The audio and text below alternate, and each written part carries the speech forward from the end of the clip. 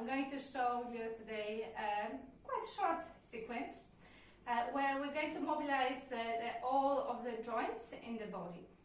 And this is a great practice to do in the morning, maybe half an hour after you wake up. You could also do it when you sit for a long time at a desk and you need a break. Or you could treat it as a warm-up for a yoga practice. So let's begin by walking on the spot. So you can look straight ahead and keep on walking so that your feet decide where they want to land. What is that most natural position for them? Let them land. And then start shifting your weight between the heels and the toes. You can lift the toes and then lift the heels alternately a couple of times. Eventually landing somewhere where you feel that the body weight is distributed evenly on both feet. Try to keep a micro bend in your knees rather than locking them throughout this practice. And we're going to move now the toes, only the toes. So let's try lifting the big toes and then lower them. See if you can do it without looking down. Try lifting all the other toes and lower them. You could repeat it a couple of times, big toes up and down, all other 4 toes up and down. You could lift all 5 and lower them. Okay, once you moved toes a little bit in this direction, let's try shifting the weight more to one foot. Try to keep the micro bend and then rotate the foot with the leg out a little bit and come to the ball of the foot and then start flicking the toes under. So you curl them under so that all the toenails are touching the ground and then you go back. So you flick back and forth. You could do it fast, you could do it slow, doesn't matter.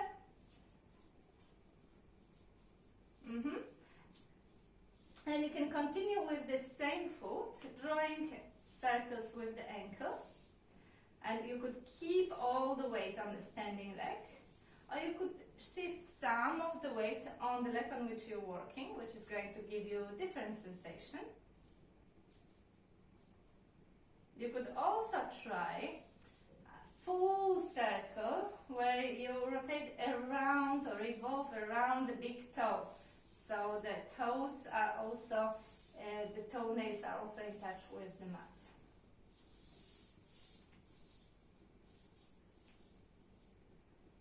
And if you still want something extra for the foot, you could also do the cord swing. So the front of the foot, not the toes, the front of the foot touching the mat a little bit behind, and then you can bend both knees slightly. So it opens the front of the foot, the front of the ankle, shin. Right. Then come back. And give yourself a moment to compare the right foot with the ankle and the left foot and the ankle. There might be some difference now. And then you can do the same on the other side.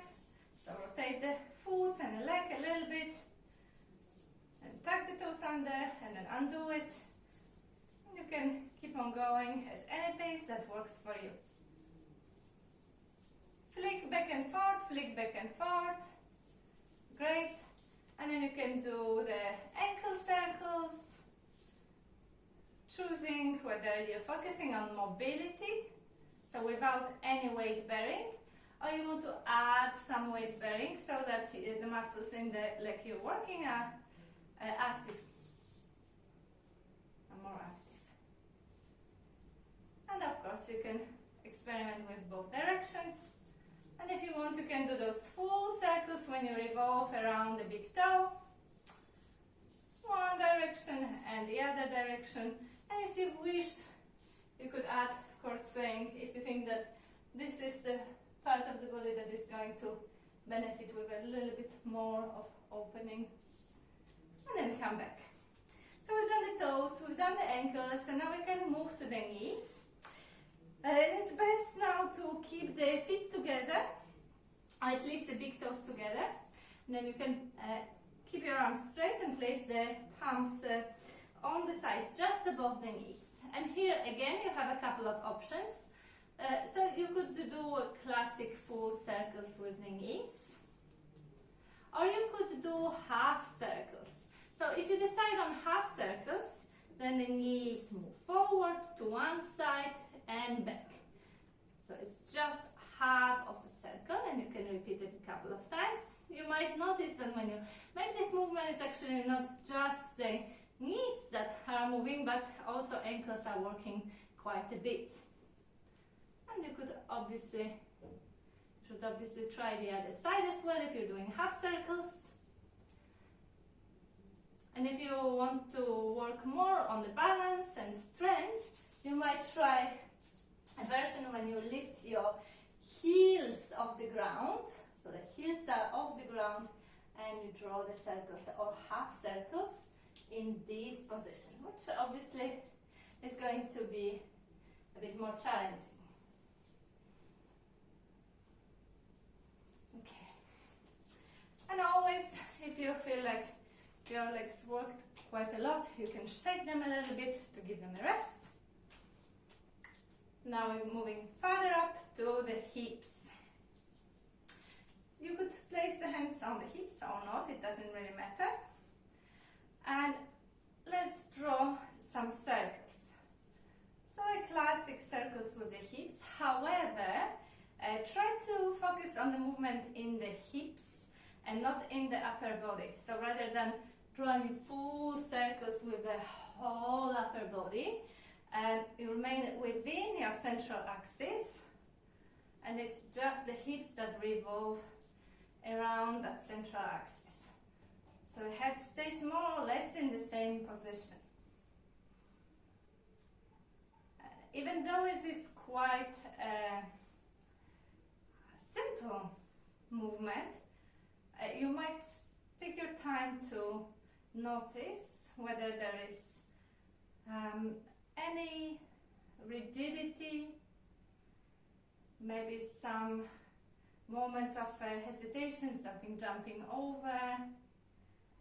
Notice all of that, and you could observe that if you keep on going for a while, whatever was first a little bit jerky becomes smoother and smoother.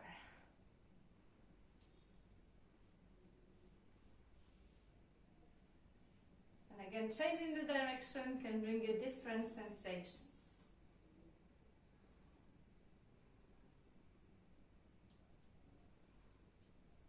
Now you could also try different versions of mobilizing the hips. For example, have a slightly wider stance and try drawing infinity sign with the hips. So you could imagine, or like a horizontal number 8. So you could imagine that you are drawing that sign on the floor, on the mat with your hips. And sometimes it helps to interlock the fingers and use the fingers to draw that shape on the floor, and the hips just follow. And it might feel relatively easy going in one direction, so it's worth to check if it's the same if you change the direction.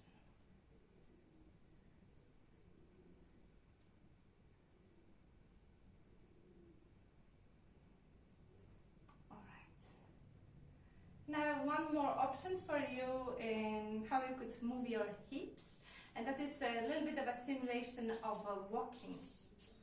So the first step towards it is imagining that you have a hook attached to your hip and somebody pulls by that hook upwards, which means that the hip comes up, and if the hip comes up together with it, the heel will lift as well. So it's just this movement in one plane. You could try it on the other side as well. So imagining that somebody pulls by the rope, lifting that hip up, and together with it, the hip. You could do it even alternately and notice what it does to your shoulders. And you could stay with that, or you could take it a bit farther by making that fake step. So it's a circular movement. You're lifting the hip, moving it forward, and then lowering and moving it back. So when you lift the heel comes off the ground, and when you lower the hip, the heel returns.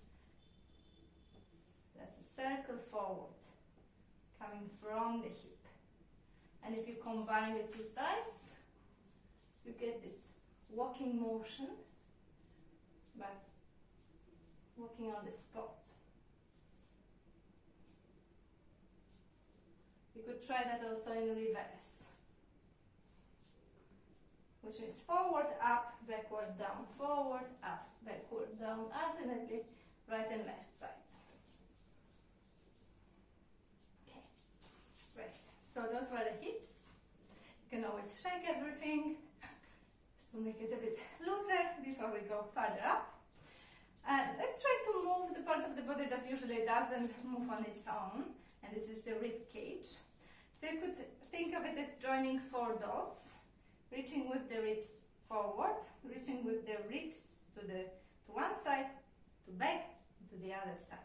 And if you join all 4 dots, that's where you get that circles with the rib cage. And try to isolate just the rib cage. Obviously there will be some response from other parts of the body, but you initiate the movement from the rib cage itself. That one might take quite a while to get, as the rib cage usually isn't very well mapped on the brain. So don't worry if it doesn't happen in the beginning. Keep on practicing. And just make sure that it's not the hips, it's not the shoulders that do the job, but you focus on the rib cage itself. Okay, after that we can move to the shoulders, and it's the same principle. You could first discover all the 4 points. So moving the shoulder forward and releasing, moving the shoulder backward, releasing, shoulder up, release, down, release. From those 4 points, we're getting a circle, forward, up, backward, down. And it's worth to try with one shoulder at a time, so that you notice whether there are those stiff beats, these moments of hesitation, jerky beats.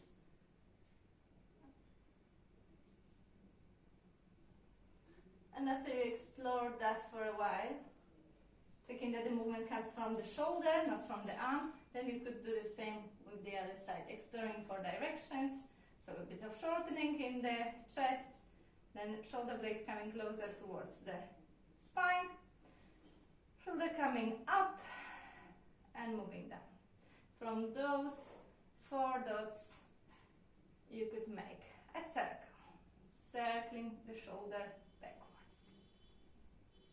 And then you could add both shoulders, but still checking that it's not the arms making this movement, but the shoulders, the shoulder blades. It's always nice to explore different versions of the same movement. So what would happen if you started from the elbows? Here it's going to be much more movement in the rib cage, and the shoulder blades will be gliding all along the back.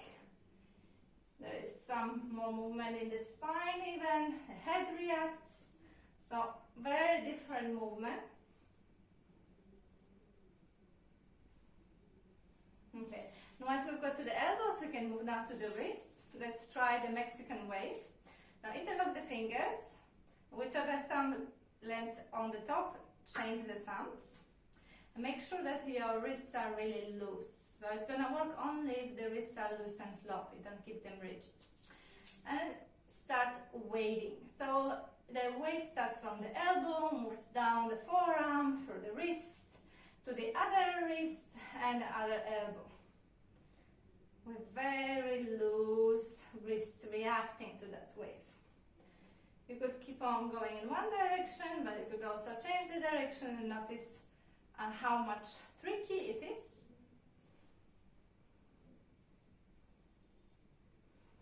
And as if you already interlock the fingers, then you can keep the palms facing down and draw some circles above your head. So even more of that sliding, gliding movement of the shoulder blades here. You could explore all directions. Okay. And then release. You could also rotate your arms in and out, coming from the shoulders all the way to the wrists. And finally, we're gonna move to the neck. So it's just really small circles with the head that we're gonna do. Very small circles, as if you didn't want your head to fall off the neck. Tiny movement, no dropping of the chin, no dropping of the ears, really small circles. And again, notice if this movement is smooth and how much smoother you can make it. It usually helps to make these little circles to find a place for the head where it feels lightest at the end of the spine. We could finish with mobilizing the entire spine by rolling down and up again. So drop the chin to the chest, head drops, shoulders round. You can bend the knees now more. First the cervical spine opens, then the thoracic. As you keep on going down, you bend the knees more. Let the head hang down. Whole upper part of the body hanging loose. You could stay here still, or you could catch the elbows and swing the upper torso, or you could sweep the hands a little bit along the floor. It's all up to you. Various versions. You could even wiggle your tail a little bit, your tailbone, and then keep the weight just in the center of the feet, knees bent. Very, very slowly start rolling up, one vertebra at a time.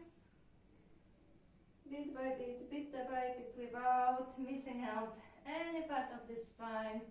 Coming back with the head last. And it's always nice to check how is the body now after moving all the joints. So give yourself that moment and maybe finish with letting your breath move the arms out and up on the inhale. Then you can point the palms down and move the hands along the midline of the body. And that's it. Enjoy. Thank you very much.